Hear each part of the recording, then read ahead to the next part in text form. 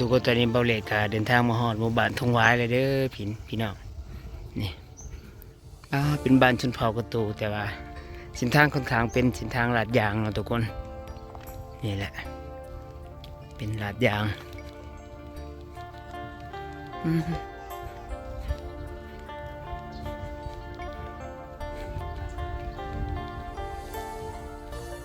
คักอยู่ทุกคน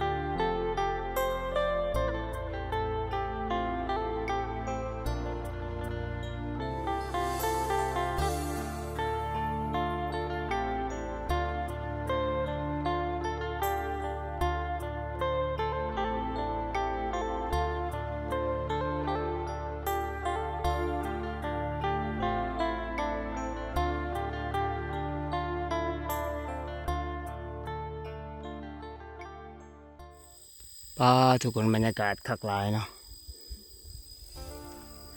เป็นภาพบรรยากาศภูผาทุกคนFCนะสิคุ้นเคยเนาะเส้นทางพี่น้องเบาเล็กก็เคยเดินทางทางนี้ไปเรื่อยๆตะกี้นะทุกคนเดินทางไปเสกองไปบ้านกันดอนไปทุกๆหม่องพี่น้องส่วนมากก็จะเดินทางไปทางนี้เนาะ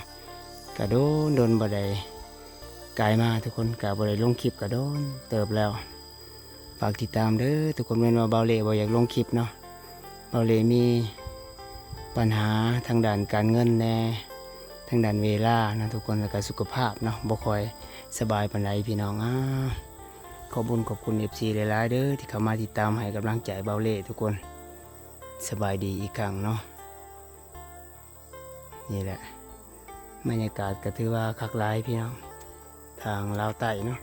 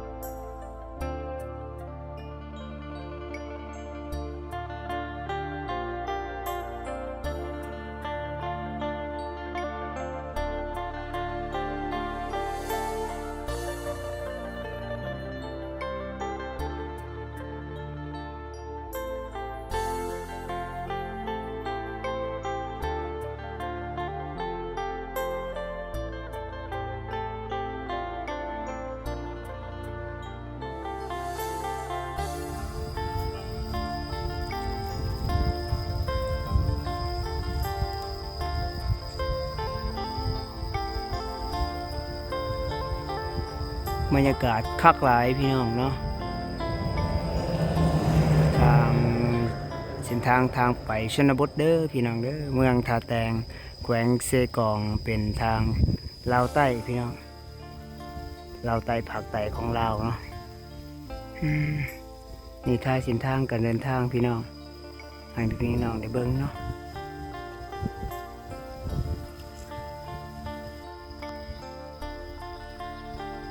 เป็นภูเขาถือว่าสุดยอดหลายสูงทุกคนด้านเทิงก็จะเฮ็ดให้เฮ็ดสวนกาแฟเนาะ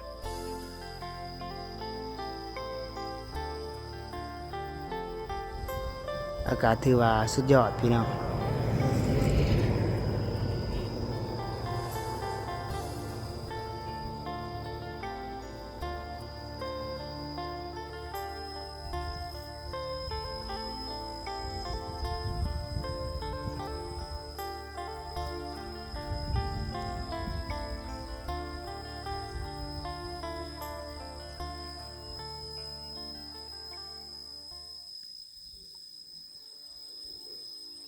จากจุดที่เบาเลยืนพี่น้องถ้าว่าไปแขวงเซกองก็จะอยู่เป็นภูเขาน้อยๆพุ่นเลยพี่น้องจากนี้ไปก็ประมาณ60 กิโลเนาะถึงตัวแขวงเซกองพี่น้องเป็นบ้านน้องพุทธน้องวันเช้านิดเช้ากี่นะอันนี้เบาเลอยู่กับจุดของเมืองท่าแตงเด้อทุกคนโดนก็ได้เดินทางมาแต่บรรยากาศให้พี่ๆน้องได้ติดตามรับชมเบิ่งเนาะเส้นทางคุ้นเคยการเดินทางของเบาเล่พี่น้องทุกครั้งก่อนออกเดินทางไปทางชนบทเซกองก็จะมักเดินทางมาทางนี้แหละพี่น้องท้ายวิวธรรมชาติบรรยากาศให้พี่ๆน้องได้เบิ่งผู้สูงๆน่ะเลยไปก็เป็นแขวงสารวัตรเด้อทุกคนช่วงนี้ประชาชนทั้งแถบนี้แถบบ้านเบาเล่แต่เมืองท่าแตงเขาเจ้าก็คนขวยขยันปลูกกาแฟเด้อสวงนี่สู่กับเบียกกับงานปลูกมันสับปะหลังปลูกกาแฟพี่น้องบางคนมีไฮมีนากับไทยไฮไทยหน้าเนาะเป็นช่วงฤดูฝนบรรยากาศคักหลายม่วนทุกคน Amazing เนาะนักท่องเที่ยวเพิ่นมักมาดินเขียนนี่เลยทุกคนก็เลยเคยเห็นเป็นฝรั่งเนาะก็จะมักมาถ่ายรูปด้านลุ่มนี่เป็นน้ำตกตาดมามีเวลาเบาเลยสิลงไปเด้อถ่ายให้พี่น้องได้เบิ่ง